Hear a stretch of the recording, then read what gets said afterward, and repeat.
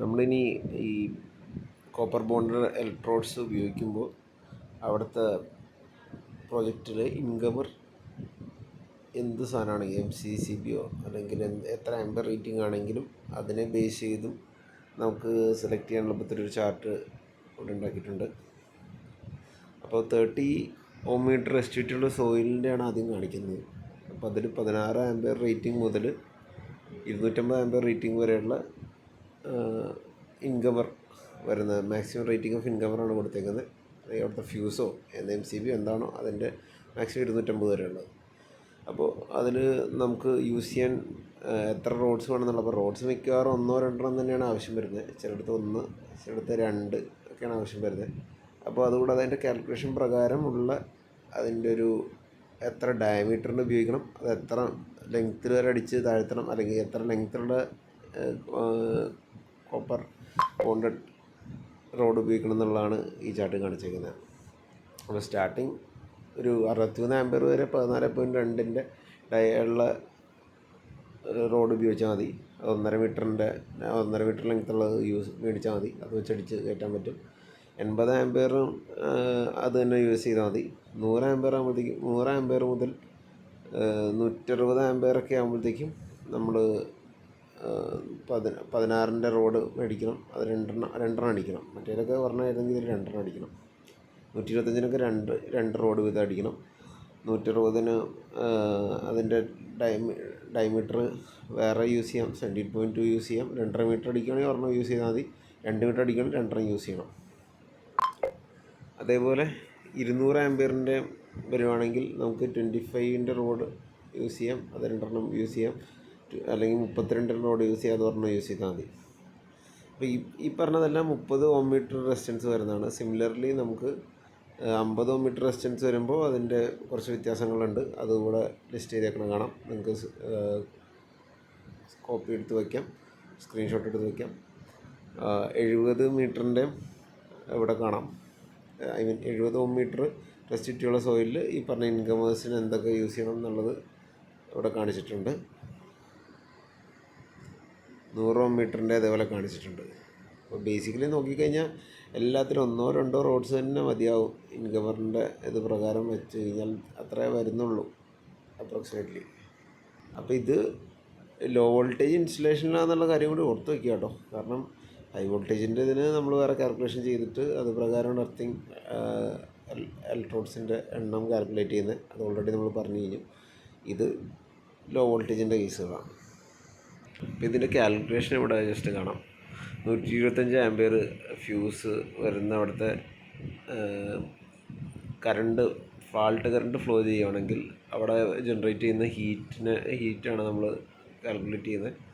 അപ്പോൾ അതിൻ്റെ വാല്യൂ എന്ന് പറയുമ്പോൾ I²T ആണ്. I² ടൈം 1 സെക്കൻഡ് എന്ന് വിചാരിക്കാം. അപ്പോൾ I എന്ന് പറഞ്ഞാൽ ആ ടൈമിൽ ഒരു കറണ്ട് ഫ്ലോ ചെയ്യുക പറഞ്ഞാൽ ആ ടൈമിൽ ഭയങ്കര ഹൈ റേഞ്ച് ഓഫ് കറണ്ട് ആയിരിക്കും ഫ്ലോ ചെയ്യണം. അപ്പോൾ ഇവിടെ അസ്യൂം ചെയ്തേക്കുന്നത് 140 × 10⁻³ ആ ഒരു വാല്യൂ ആണ് അവിടെ ഫ്ലോ ചെയ്യുന്നത് എന്ന് മനസ്സിലാക്കുന്നത്. I²Tയുടെ വാല്യൂ 140 × 10⁻³. അതായത് 1,40,000 സംതിങ് ആംബെയർ ഫ്ലോ ചെയ്യുന്നു. അല്ലെങ്കിൽ ആംബെയർ അല്ല, അത്രയും എനർജി ജനറേറ്റ് ചെയ്യുന്നു. ആംബെയർ² സെക്കൻഡാണ്. ആംബെയർ അല്ല, അത് ആംബെയർ² സെക്കൻഡാണ് ആ ടൈമിൽ ജനറേറ്റ് ചെയ്യുന്ന എനർജി. അത്ര ഹീറ്റ് ജനറേറ്റ് ചെയ്യുന്നത് മനസ്സിലാക്കുക. അപ്പോൾ അത് വേണമെങ്കിൽ കലോറി ആയിട്ടോ ഹീറ്റായിട്ടോ കൺവേർട്ട് ചെയ്ത് നോക്കാം.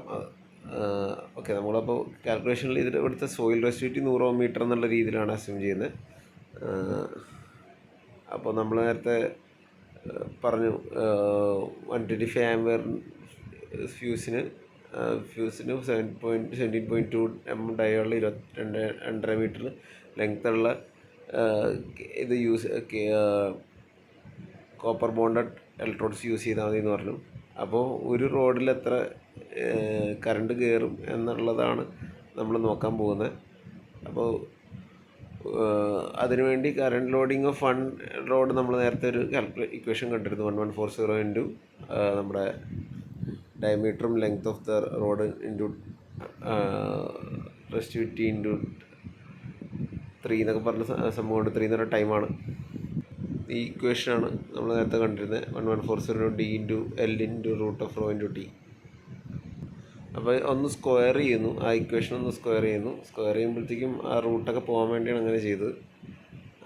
അപ്പോൾ എന്നിട്ട് നമ്മൾ നേരത്തെ കിട്ടിയ ഇക്വേഷൻ കൂടി ഇക്വേറ്റ് ചെയ്യുന്നു. ഈ 140 × 10⁻³ പിന്നെ ഇപ്പോൾ സ്ക്വയർ ചെയ്തും കൂടി ഇക്വേറ്റ് ചെയ്യുന്നു. കാരണം രണ്ടും ആംബിയർ സെക്കൻഡിലാക്കാൻ വേണ്ടിയുള്ളൊരു പരിപാടിയാണ് ചെയ്തത്. അതായത് ഫസ്റ്റ് ഇക്വേഷനിൽ ആംബിയർ കിട്ടുന്നു, ഇതിലിപ്പോൾ ആംബിയർ കിട്ടുന്നതിനെ സ്ക്വയർ ചെയ്യുന്നു, എന്നിട്ട് 1 ഇട്ട് മൾട്ടിപ്ലൈ ചെയ്യുന്നു. കാരണം അവിടുത്തെ സെക്കൻഡ് 1 എന്നുള്ള രീതിയിൽ ഈ സൈഡിലും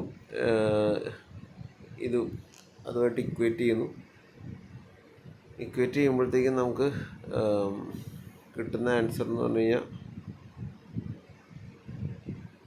2 നമ്പേഴ്സ് എന്നാണ്. അതായത് എർത്തിങ്ങിന് വേണ്ടി ഈ പറഞ്ഞ ഇത്രയും കറണ്ട് ലോഡ് ചെയ്യാൻ അല്ലെങ്കിൽ ഇത്ര എനർജി ഡിസിപ്പേറ്റ് ചെയ്യാൻ വേണ്ടി 17.2 mm 2.5 മീറ്റർ ലെങ്ത്തുള്ള 2 കോപ്പർ ബോണ്ടഡ്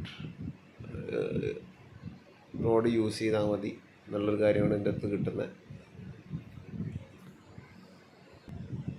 ഇതിൽ കുറച്ച് നോട്ട്സ് പറഞ്ഞേക്കുന്നത് ഇത് മിനിമം ലെങ്ത്താണ് പറഞ്ഞേക്കുന്നത്. നമുക്ക് കൂടിയ മോയ്സ്ചർ കണ്ടൻറ്റ് അടിയിലൊക്കെ മോയ്സ്ചർ കണ്ടൻറ്റുള്ള ഇത് ഉണ്ടാവും, സോയിലുണ്ടാവും. അപ്പോൾ അങ്ങോട്ടേക്ക് അടിച്ച് കയറ്റാൻ വേണ്ടി വലിയ ലെങ്ത്ത് കൂടിയത് ഉപയോഗിക്കുന്നതുകൊണ്ട് തെറ്റൊന്നുമില്ല. ഈ ചിലതിൽ അതുകൂടാതെ ഇമ്പോർട്ടൻ്റ് ആയിട്ട് എടുത്തു വരേണ്ട സാധനം 2 ഇലക്ട്രോഡ്സ് എന്തായാലും വേണം. ഒന്നെന്ന് പറഞ്ഞ് കൊടുത്തിട്ടുണ്ടെങ്കിൽ നമ്മൾ 2 കൊടുക്കും, റിഡൻഡൻസി എന്ന് പറഞ്ഞ ഇതിൽ. പിന്നെ സോയിൽ റെസിസ്റ്റിവിറ്റി 100 ഓം വരുന്നത്. പിന്നെ ഡിക്രീസിങ് സോയിൽ റെസിസ്റ്റിവിറ്റിക്ക് അതനുസരിച്ച് നമ്മൾ എർത്തിങ് കോമ്പൗണ്ട് അല്ലെങ്കിൽ കെമിക്കൽസൊക്കെ യൂസ് ചെയ്യണം. അപ്പോൾ നമ്മുടെ ഈ ഒരു PDF-ൻ്റെ ഇത് ജനറേറ്റ് ചെയ്തേക്കുന്ന എക്സൽ എർത്തിങ് എന്ന് പറഞ്ഞ കമ്പനിയുടെയാണ് നമ്മുടെ കേരളത്തിലുള്ള. അപ്പോൾ അവരുടെ വെബ്സൈറ്റിൽ കയറി കഴിഞ്ഞാൽ നിങ്ങൾക്ക് കൂടുതൽ ഡീറ്റെയിൽസ് അതിൻ്റെ അകത്ത് എടുക്കാവുന്നതാണ്. അവരെ കോൺടാക്ട് ചെയ്ത് കഴിഞ്ഞാൽ ഇതിൻ്റെ എത്ര കോമ്പൗണ്ട് ഇടണം അങ്ങനെയുള്ള ഡീറ്റെയിൽസൊക്കെ കിട്ടും. നമ്മൾ നോർമലി യൂസ് ചെയ്യുന്ന ചാർക്കോൾ ഇതൊക്കെ നമുക്ക് മാറ്റിയിട്ട് ഈ എർത്തിങ് കോമ്പൗണ്ട് യൂസ് ചെയ്യാവുന്നതാണ്.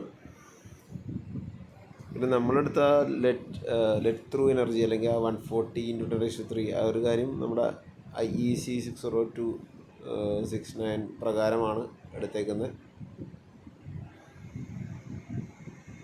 പിന്നെ ഫ്യൂസ് റേറ്റിംഗ് മാക്സിമം ഇൻകമർ റേറ്റിംഗ് എന്നുള്ള രീതിയിലാണ് എടുത്തേക്കുന്നത്. ഓരോ ഇൻഡിവിജ്വൽ ഫേസിൻ്റെ ഇൻഡിവിജ്വൽ എക്യുപ്മെൻറ്റിൻ്റെ ഒരു റേറ്റിംഗ് അല്ല എടുത്തേക്കുന്നത്.